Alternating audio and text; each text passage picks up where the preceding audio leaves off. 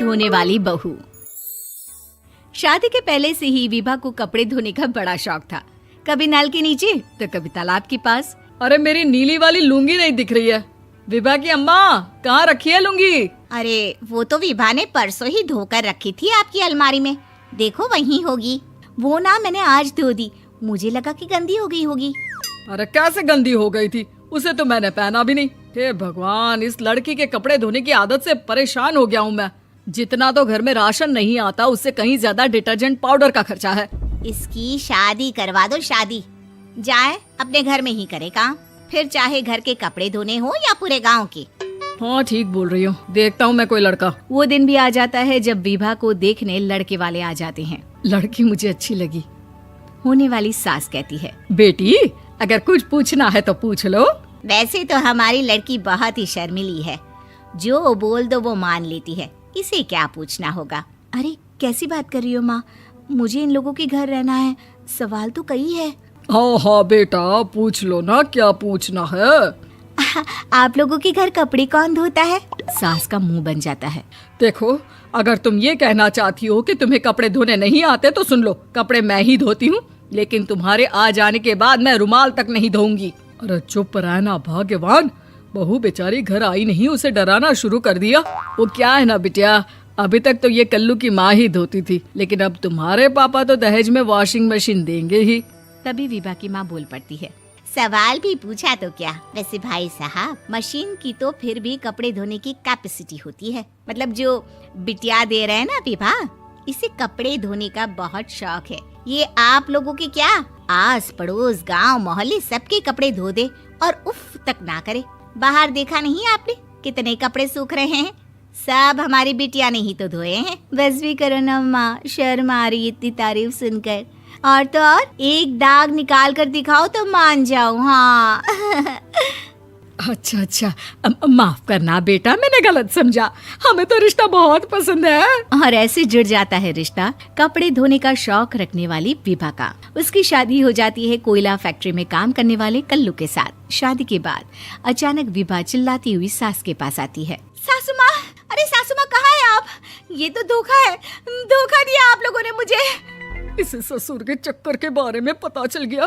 अरे तो उसमें तुझे क्यों धोखा मिला है? अरे नल में पानी नहीं आता, कपड़े कैसे कब धुलेंगे? अच्छा, तू पानी नहीं आ रहा उसकी बात कर रही है। तो आपने क्या सोचा? कुछ नहीं। अच्छा, तेरी माँ ने कहा था कि कपड़े धोने का शौक है तुझे, याद आया मुझे। शौक बोलकर कपड़े धोने वाले मेरे जुनून को कम ना आके सासू माँ, कपड़ा धोना मेरा गुरूर है। तभी पति भी वहाँ आ जाता है। अभी मैंने इसे सनी देओल की फिल्म दिखाई है, उसी के डायलॉग मार रही है माँ। अच्छा सुन, साफ बता रही हूँ, पानी सुबह 4 से 6 और शाम को 10 से 12 आता है, समझी? विभा टाइमिंग सुनकर हैरान हो जाती है। ये क्या भूतों का मोहल्ला है? सुबह 4 बजे उठकर कौन कपड़े धोता है? 4 बजे टंकी में पानी जाता है, फिर सारा दिन धोना ना, किसने मना किया? अरे कैसी बात कर रही हैं? 200 लीटर की टंकी में कितने कपड़े धो लूंगी मैं? सुबह ही उठ जाऊंगी मैं। अब क्या था, विभा सुबह 4 से लेकर रात के 12 बजे तक कपड़े ही धोती रहती। एक रोज सास पड़ोस से निकलकर कहीं जा रही होती है कि साथ वाली कहती है, हाँ कल्लू की माँ, जरा ये बताओ कि 2 साड़ी है, 2 ब्लाउज और एक पेटीकोट और एक नाड़े वाला लंबा कच्छा। हाँ तो? अरे तो क्या, कितना लोगी धुलाई ये बताओ। धोबन दिख रहे हैं हम क्या? हमारे पति सरकारी नौकरी से अभी रिटायर हुए हैं और बेटा सुपरवाइजर है कोयला फैक्ट्री में। धोबन समझ रखा है हमें? हाय रे कल्लू की अम्मा, माफ कर दो, वो तो मोहल्ले में यही सब बता रहे थे कि तुमने बहू को कपड़ा धुलवाने के काम में लगा दिया है। सास को पड़ोसन की बात सुनकर गुस्सा आ जाता है। वो घर पहुंचती है जहां घर के बाहर ही इतने सारे कपड़े सूख रहे होते हैं जितने कि किसी धोबन के घर पर। अरे ओ कल्लू की दुल्हन, बाहर निकल। माँ जी यहीं आ जाओ, बाथरूम में चादर धो रहे हैं हम। अरे अभी हम धोते हैं, तुमको बाहर निकलो। ये आस पड़ोस वाले बोल रहे हैं कि हम बहू से कपड़े धुलवा कर उसे कपड़ा धोने वाली बना दिए हैं। अरे छोड़ो ना माँ जी, किन लोगों की बातों में आती हो? आस पास के लोगों का तो काम ही होता है कि वो किसी तरह सास बहू को लड़ा दे। बहू सारे घर के कपड़े धोती है, ये क्या कम है? बोलिए। सास को भी लग जाता है कि वो बहू का ये सनकीपन नहीं छुड़वा सकती, इससे अच्छा है कि खुद ही चुप हो जाए। एक रोज सास और बहू मंदिर जाते हैं, जहाँ सास की साड़ी वहाँ खड़ी भीख मांगने वाली से मिलती है। माँ जी क्या बात है, आपकी साड़ी उस भिखारन से कितनी मिल रही है ना? हाँ हाँ देखो तो, दोनों की साड़ी मिल रही है। क्या बात है कल्लू की अम्मा, तुम खुद को तो अफसर की बीवी बताती हो और ऐसी सिंपल सी प्लेन साड़ी पहनकर घूमती हो। सिंपल और प्लेन नहीं है ये साड़ी। तो क्या सोने के धागे से फूल बने हैं? कुछ भी सासू माँ, कुछ भी। हाँ बने थे इस साड़ी में सोने के धागे से फूल। मेरे पति लेकर आए थे मद्रास से स्पेशली मेरे लिए 10,000 की। ताहे भाई साहब इस भिखारन के लिए भी सेम टू सेम साड़ी लेकर आए होंगे 10,000 की। सास उस वक्त तो कुछ नहीं कहती, लेकिन बहू के साथ घर आती है और अलमारी से एल्बम निकाल कर लाती है। ये साड़ी देख रही है, ये वही साड़ी है जिसे मैंने अभी पहना था।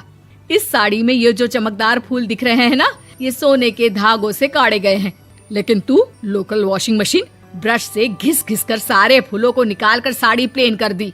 मुझे माफ कर दीजिए सासू माँ। और तो और, जब मैंने तुझे तेरी गलती के लिए कुछ नहीं कहा, लेकिन तूने तो सबके सामने मेरा मजाक ही बना दिया। क्यों? बहू को समझ में आ जाता है कि अब से उसका कपड़े धोना बंद। मीरपुर नाम के शहर में तेजस अपनी पत्नी नीरू के साथ रहता था। पति पत्नी दोनों ही नौकरी करते थे। एक दिन तेजस गांव अपनी माँ के पास फोन करता है। हेलो, प्रणाम माँ। जीते रहो माँ, तुम दादी बनने वाली हो। अरे वाह, ठीक है बेटा, मैं कल ही आती हूँ। जब माँ जी शहर पहुंची तो बेटे बहू ने बहुत अच्छे से स्वागत किया। लीजिए माँ जी चाय।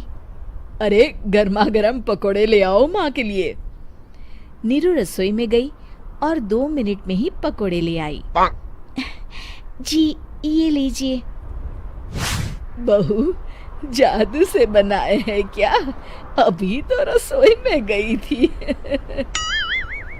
यम्मी। माँ जी, शीला रसोई में पकोड़े तल रही है, मैं बस लेकर आई। हे भगवान, मेरा धर्म भ्रष्ट कर दिया तूने। अब तो गंगा जल से शुद्धिकरण करना होगा। दूसरे दिन, माँ जी मैंने नाश्ता बना दिया है, ऑफिस जा रही हूँ। पर अभी तो घर का सारा काम पड़ा है। शीला आती ही होगी, झाड़ू पोछा बर्तन कपड़े वो सब कर लेगी। हमारे जमाने में घर का सारा काम हम ही करते थे। जी माँ जी, आप बहुत होशियार हैं, मैं घर ऑफिस दोनों नहीं संभाल पाती। तो जरूरत क्या है घर से बाहर जाकर चाकरी करने की? वैसे भी घर का काम खुद करने से घर में बरकत आती है, समझी?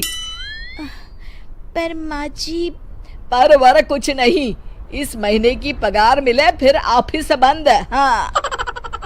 रात को नीरू तेजस से कहती है, सुनिए जी, माँ जी बोल रही थी कि मैं नौकरी छोड़ दूं। वैसे ठीक ही तो है, अभी तुम्हें आराम की जरूरत है। फिर भी आराम कहाँ, शीला को छुड़ाने के लिए बोल रही थी। तो अब 24 घंटे में इतना काम तो कर ही सकती हो। पर जॉब पसंद है मुझे, घर पर मन नहीं लगेगा। अगले दिन जब दोनों ऑफिस के लिए निकल रहे थे, मेरी तो कोई कीमत ही नहीं है इस घर में। माँ जी, आजकल महंगाई बहुत है, रहन सहन भी बदल गया है, दोनों नौकरी करते हैं तभी ठीक रहता है। अच्छा, तू कहना क्या चाहती है? मेरा बेटा तुझे बिठा के खिला नहीं सकता? तू ही इस घर का खर्च चला रही है, हैं? नहीं माँ जी, मेरा वो मतलब नहीं था। मतलब खूब समझती हूँ, ये बाल धूप में सफेद नहीं किए मैंने। हाँ। अब तो ये रोज का काम हो गया था। तेजस भी रोज की झिकझिक से परेशान हो गया था। एक दिन उसने कहा, नीरू, वैसे भी तुम्हें मैटरनिटी लीव मिलने वाली है, तो अभी से ही छुट्टी ले लो। पर क्या, मेरी सैलरी अच्छी खासी है। आखिर नीरू ने रिजाइन कर दिया। जब बच्चा हुआ तो घर में सब बहुत खुश हुए। कुछ दिनों बाद तेजस फाइल देख रहा था। क्या हुआ तेजस, कुछ परेशान लग रहे हो? अब हाँ, वो हमारी जितनी सेविंग्स थी वो तो हॉस्पिटल में और छठी के फंक्शन में खत्म हो गई है नीरू। और अभी वैसे मंदी चल रही है तो मैं बोल रही थी कल मुन्ना को हेपेटाइटिस का टीका लगवाना है। नीरू, क्या पोस्टपोन नहीं कर सकते? नहीं जी, बिल्कुल नहीं। अब तेजस को समझ में आ रहा था कि उससे गलती हुई है। पैसों की कमी का असर घर के माहौल पर भी पड़ रहा था। अगले दिन, बेटा मेरा चश्मा और ये दवाइयाँ ले आना, पर्चा देते हुए माँ जी ने कहा। जी। तेजस, मुन्ना के लिए दूध का डिब्बा और डायपर भी ले आना, और ये किराने के सामान की लिस्ट है, इसे भी लाना है। तेजस गुस्से में लिस्ट मरोड़कर फेंकता है और चिल्लाता है, पैसे क्या पेड़ पर उगते हैं? ये ले आना, वो ले आना। अरे पर ये जरूरत का सामान ही है। वो गुस्से में बिना कुछ कहे ऑफिस चला गया। अरे अरे लंच तो ले जाइए। नीरू दौड़कर डिब्बा पकड़ाती है। एक दिन खाना खाने के बाद, नीरू, अब तो मुन्ना कुछ बड़ा हो गया, तो अब तुम वापस ज्वाइन कर लो ना जॉब। पर इस रिसेशन में जॉब मिलना बहुत मुश्किल है। ट्राई तो करो। फिर मुन्ना? माँ जी है ना, और एक फुल टाइम मेड भी लगा लेंगे। पर माँ जी, उन्हें तो पसंद नहीं। तभी माँ जी वहाँ आ जाती है और प्यार से नीरू के सर पर हाथ फेरते हुए बोलती है, अब मेरी समझ में आ गया बहू, पहले के और अब के समय में अंतर है। तुम काम शुरू करो, मुन्ना की जिम्मेदारी मेरी। मेरी प्यारी माँ जी। ये कहकर नीरू उनके गले लग गई। शिक्षा, परिवर्तन संसार का नियम है, हमें भी समय के साथ चलना चाहिए। उम्मीद है कि आपको हमारी ये कहानी पसंद आई होगी।